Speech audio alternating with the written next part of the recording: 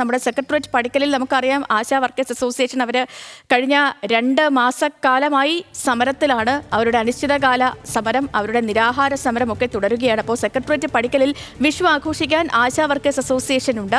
സമരപ്പന്തൽ അവർ കണിയൊക്കെ ഒരുക്കാൻ ഒരുങ്ങുകയാണ്. സമരപ്പന്തൽ വിലാസത്തിൽ കൈനീട്ടം അയച്ച് സമരത്തെ പിന്തുണയ്ക്കുന്നവരുമുണ്ട്. ഹാൻസ് ജോൺ ആണ് ഇതുമായി ബന്ധപ്പെട്ടുള്ള വിവരങ്ങളുമായി നമുക്കിപ്പം തിരുവനന്തപുരത്ത് നിന്ന് ചേർത്തത്. Hans, good morning, happy Vishu.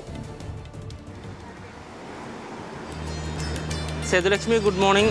സേതുലക്ഷ്മിക്ക് അവിടെ ഡെസ്കിലുള്ള എല്ലാവർക്കും ഒരു നല്ലൊരു വിഷുദിന ആശംസകൾ നേരുന്നു. ഞാൻ എന്തായാലും ഇപ്പോൾ ഉള്ളത് സെക്രട്ടേറിയറ്റിന് മുന്നിലെ ആശമാരുടെ സമരപ്പന്തലിലാണ്. ഇന്നിപ്പോൾ സേതുലക്ഷ്മിക്ക് അറിയാവുന്നതുപോലെ ഇന്നിപ്പോൾ അവരുടെ സമരം 64-ാം ദിവസത്തിലേക്കും അതിനോടൊപ്പം തന്നെ നിരാഹാരം 26-ാം ദിവസത്തിലേക്കും കടക്കുമ്പോഴാണ് വിഷു വന്നെത്തിയിരിക്കുന്നത്. കഴിഞ്ഞ ദിവസങ്ങളിലെല്ലാം ഇപ്പോൾ ഈ കഴിഞ്ഞ 2 മാസത്തിനിടയിൽ ഒരുപാട് ആഘോഷങ്ങൾ കടന്നു പോയിട്ടുണ്ടായിരുന്നു.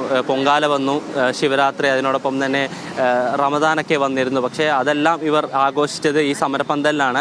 അപ്പോൾ അതിൻ്റെ ഭാഗമായി തന്നെയാണ് ഇന്നൊരു വിഷു ദിനം കൂടി ഈ സമരപ്പന്തലിൽ ഇവരെല്ലാവരും കൂടെ ചേർന്ന് ആഘോഷിക്കുന്നത്. അതിനോടൊപ്പം തന്നെ ഇപ്പോൾ സമരപ്പന്തലിലെത്തിയ മാധ്യമപ്രവർത്തകർക്ക് എല്ലാവർക്കും അടക്കം ഇപ്പോൾ വിഷു കൈനീട്ടവും ഇവിടെ നിന്ന് ലഭിച്ചു.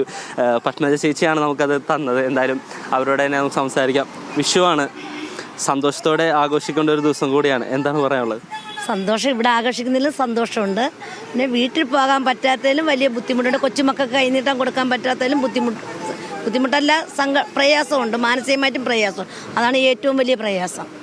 എനിക്ക് പ്രയാസം എൻ്റെ മനസ്സിൻ്റെ ഉള്ളിൽ എനിക്ക് ഏറ്റവും വലിയ പ്രയാസം എൻ്റെ 6 വയസ്സായ മോനും 5 വയസ്സാകാൻ പോകും 4.5 വയസ്സായ മോനും വിഷു കൈനീട്ടം ഈ വർഷം കൊടുക്കാൻ എനിക്ക് പറ്റിയില്ല, എനിക്ക് സാധിച്ചില്ല എന്നുള്ള ആ ഒരു പ്രയാസമേ ഉള്ളൂ. പിന്നെ ഇവിടെ വന്നതിന് നമ്മുടെ ആശമാരെല്ലാവരും കൂടെ ഉള്ളതുകൊണ്ട് അതിലും സന്തോഷമുണ്ട്. എത്രയും പെട്ടെന്ന് ബഹുമാനപ്പെട്ട മുഖ്യമന്ത്രി ഞങ്ങളുടെ വീടുകളിൽ പറഞ്ഞയക്കാൻ സന്മനസ് കാണിക്കണമെന്ന് ഞങ്ങൾക്ക് ആ ഒരു ആഗ്രഹം, ഏറ്റവും വലിയ ആഗ്രഹമാണ്. ഞങ്ങളുടെ വീടുകളിൽ പോകണമെന്ന് അതെത്രയും പെട്ടെന്ന് ഒരു തീരുമാനം എടുത്ത് ഞങ്ങളെ പറഞ്ഞയക്കണം.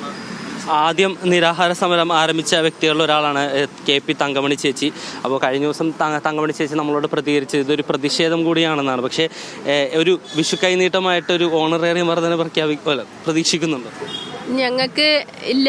കാരണം ഈ മാസം നമ്മൾ ജോലി ചെയ്തെങ്കിൽ മാത്രമേ ഞങ്ങൾക്ക് കാശുള്ളൂ. 2 മാസമായിട്ട് ഒരു രൂപ പോലും കിട്ടിയിട്ടില്ല. കാരണം നമ്മളിവിടെ സമരത്തിലായതുകൊണ്ട് ഇനി ഈ മാസം നമ്മൾ ജോലിക്ക് ഇറങ്ങി ജോലി ചെയ്യാൻ കഴിഞ്ഞെങ്കിൽ ആ ഒരു ഓണറേറിയം കിട്ടും എന്നുള്ളൊരു പ്രതീക്ഷ മാത്രമേ ഉള്ളൂ. അപ്പം അങ്ങനെ സന്തോഷിച്ച് നമ്മൾ ഇരിക്കുകയാണ്. ഈ മാസം ജോലിക്ക് ചർച്ചയൊക്കെ നടന്ന് എല്ലാം അവകാശങ്ങളും ഞങ്ങൾക്ക് തന്ന് ഞങ്ങളെ ഉടനെ വീട്ടിലേക്ക് പറഞ്ഞയക്കുന്നു. നമുക്ക് വേണ്ട കാര്യങ്ങളെല്ലാം മന്ത്രി അനുവദിക്കുന്നു, എല്ലാം പ്രതീക്ഷയിലാണ് ഇരിക്കുന്നത്.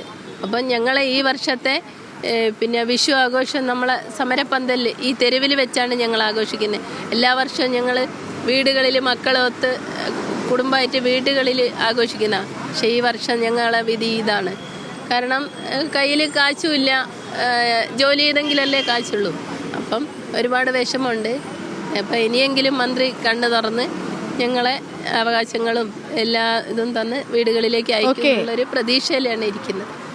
സേതുലക്ഷ്മി, എന്തായാലും ഇവർക്ക് സങ്കടമുണ്ട്. പക്ഷെ എന്നിരുന്നാലും വിഷു പോലെ ഒരു ദിവസം ആഘോഷമാക്കാൻ തന്നെയാണ് ഇവിടെ തീരുമാനം. ഒരു ഉണ്ണിക്കണ്ണനെയൊക്കെ നമുക്ക് ഫ്രെയിമിൽ കാണാൻ കഴിയും. എന്തായാലും ഇതാണ് ആശ സമരത്തിൽ സംഭവിച്ചുകൊണ്ടിരിക്കുന്നത്. വരും ദിവസങ്ങളിലും സമരം ശക്തമായി തന്നെ മുന്നോട്ട് പോകുമെന്നാണ് അവർ പറയുന്നത്. ശരി ഹാൻസ്. അപ്പോൾ സെക്രട്ടേറിയറ്റ് പടിക്കലിലെ ആശാ വർക്കർമാരുടെ സമരം ഹാൻസ് പറഞ്ഞ പോലെ തന്നെ എല്ലാ ആഘോഷങ്ങളും അവർ ആഘോഷിച്ചതൊക്കെ ഈ സമരപ്പന്തലിലാണ്.